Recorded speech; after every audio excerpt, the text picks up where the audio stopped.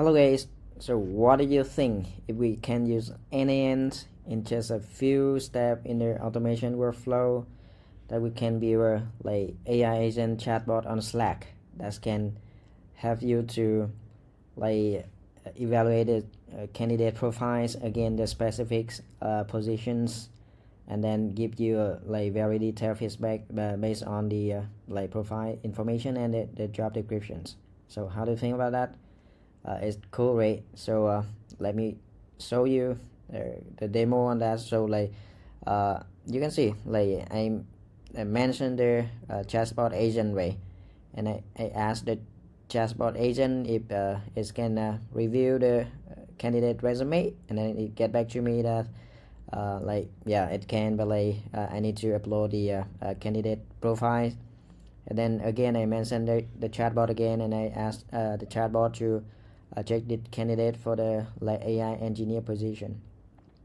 So in the request I must mention, I must let the chatbot know the position name, so it does not necessarily to be exactly the same in the database, but it needs to be similar enough for the AI agent to get matching your request with the like position name in the database, so that it can grab the like job description file from Google Drive to use in the workflow. And then like let's say after 1 minute from 8:26 to 8:27 p.m. so the our agent successfully like evaluate the candidate profile with the fit score, recommendation, key strength, etc. And then of course I can check the Google tracking sheet for all the detailed information. So let me show you how I build it. Okay. Okay, so before you start with the workflow and with the webhook and with the steps, so we need to do some few small configurations on the Slack application, right? So let for example first you need to create an application on the Slack, and then for the to send a message. So every time you can see that every time we mention the Slack bot, right? So the event will be sent to our webhook. So it will mean that the link of our workflow, so the production link of our workflow, and so that we need to go to like event subscription of our app, a Slack app, and then what we do is to subscribe to the bot event, right? And the event is app mentions. And here we need to enable the event and put the workflow production URL here, and then and self change, so it will be as long as it's so verify, and then you have the app mentions, you are good to go.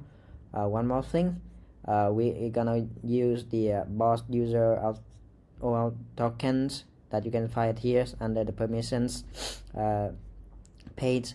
So you use that so that when we send a message in the workflow, it will be sent on behalf of the bot, not on behalf of ourselves. So and one more thing, that we need to request a few permissions in the both token scope, including app mention read, channel read, and chat write. So there are few scope that we need to request for the bot to be able to run successfully. Okay. So let's back to the workflow. That you can see that we got the webhook here, right? So we have the webhook here, and we're listening for the event from the Slack server. And then when then there's the webhook is trigger, so then the next step we are checking the event, the message, to see if it lay from a user or from another bot. So if it's a bot message, we will ignore it, but it lay from the user, then we continue. And then here we check for another one thing, if like in the message there candidate profile or not. So by looking at the file ID, right? So if there no like candidate profile sending with the message. So we mean that we need to inform the user of the profile missing. You may need to check again, and then we use the custom HTTP request to download the Slack, the file that the user sent over the Slack, right? So we get the URL private download from the message, and then we use the Slack credential to download the file, and you need to make sure that the response format is fine, right? And the output data, so that in the next step we can extract the data from the PDF. Yeah, so for now it's only support PDF for the workflow, but I think it's pretty much easy for you guys to customize the workflow to extend to another type documents, something like that. Yeah, and we get the data from data field. Okay, so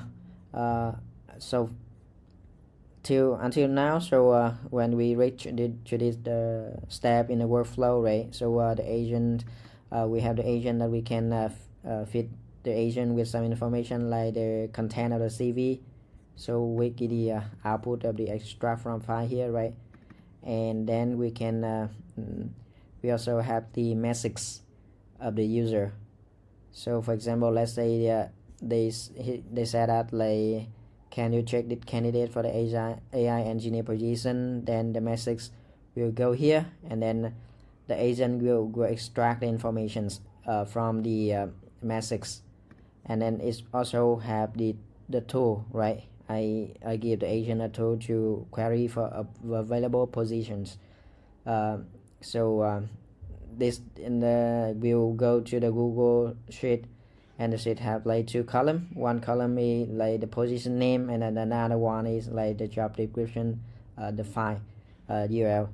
So yeah, based on two things for the query, the message, the request from the user, and then the data it get from the Google Sheet. So it will output the applied position of the user, the job descriptions, the URL, and then extract all the information from the candidate profile to be used in the next step. So, and then at this step we already have the job description URL, right?